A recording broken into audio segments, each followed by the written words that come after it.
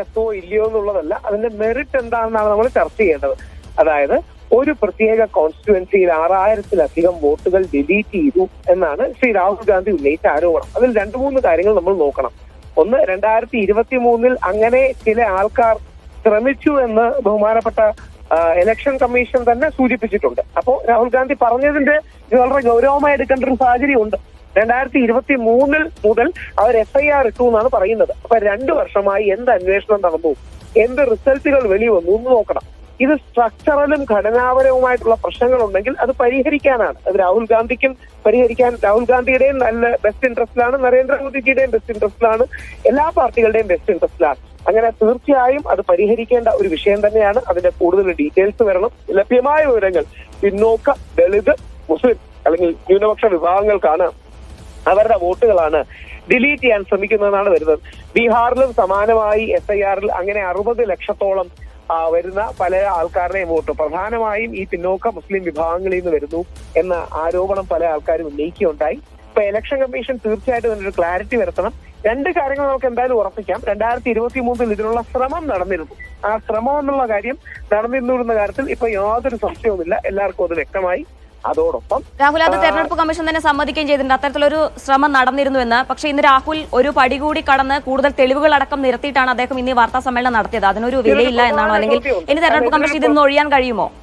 അല്ല, ഇതിലൊരു പ്രധാന ചോദ്യമുണ്ട്. യഥാർത്ഥത്തിൽ വോട്ടേഴ്സ് ഡിലീറ്റഡ് ആയോ?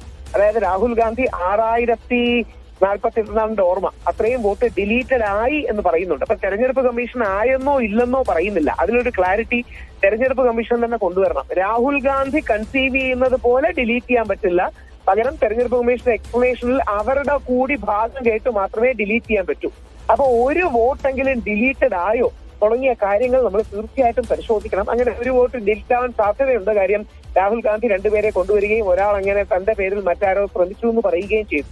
അപ്പോൾ ഈ വിഷയത്തിൽ വോട്ട് ഡിലീറ്റ് ആയോ എന്ന കാര്യത്തിൽ തെരഞ്ഞെടുപ്പ് കമ്മീഷന്റെ ഭാഗത്തു നിന്നൊരു മറുപടി വന്നിട്ടില്ല.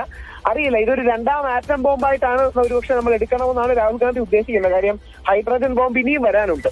അതുകൊണ്ട് നമുക്ക് അറിയില്ല അതിന്റെ ഡീറ്റെയിൽസ് എന്താണെന്ന്. അപ്പൊ ആ വിഷയങ്ങൾ കണ്ടേ പറയാൻ പറ്റും. പക്ഷെ ഗൗരവമുള്ള വിഷയമാണ്. അതിന്റെ ഗൗരവം എന്ന് പറഞ്ഞാൽ കോടതികളെക്കാൾ വിശ്വാസ്യതയുള്ളത് ഇലക്ഷൻ കമ്മീഷനാണ് നമ്മുടെ നാട്ടിൽ.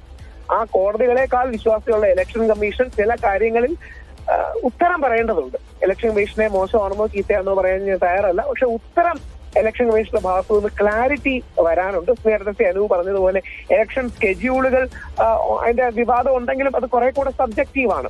അതായത് അത് കൂടുതൽ BJPക്ക് അനുകൂലമാക്കാൻ വേണ്ടിയിട്ടാണ് ഇലക്ഷൻ കമ്മീഷൻ ചില ഷെഡ്യൂളുകൾ പ്രഖ്യാപിക്കുന്നത് എന്നുള്ളതാണ് അതിന്റെ ആരോപണം. പക്ഷെ അത് ആ വഴിയും ഈ വഴിയും 2 വഴിയും വേണമെങ്കിൽ വാദിക്കാൻ കഴിയുമെന്നെങ്കിലും നമുക്ക് പറയാം. പക്ഷെ ഈ വിഷയം അതുപോലെയല്ല. വോട്ടേഴ്സ് ഈ 6000 ഡിലീറ്റഡ് ആയെങ്കിൽ അവർക്കെല്ലാം അവസരം കൊടുത്തോ? അത് കോടതിയിൽ പോകുമോ? സുപ്രീം കോടതിയിൽ ബീഹാറിലെ FIR-ൽ അവസാനം ആധാർ കൂടി ഉൾപ്പെടുത്താൻ പറഞ്ഞതുപോലെ ഇവരുടെ എല്ലാം ലിസ്റ്റ് നിങ്ങൾ പുറത്തു കൊണ്ടുവരണമെന്നും തുടങ്ങിയ കാര്യങ്ങൾ ഇലക്ഷൻ കമ്മീഷൻ ചെയ്യുമോ?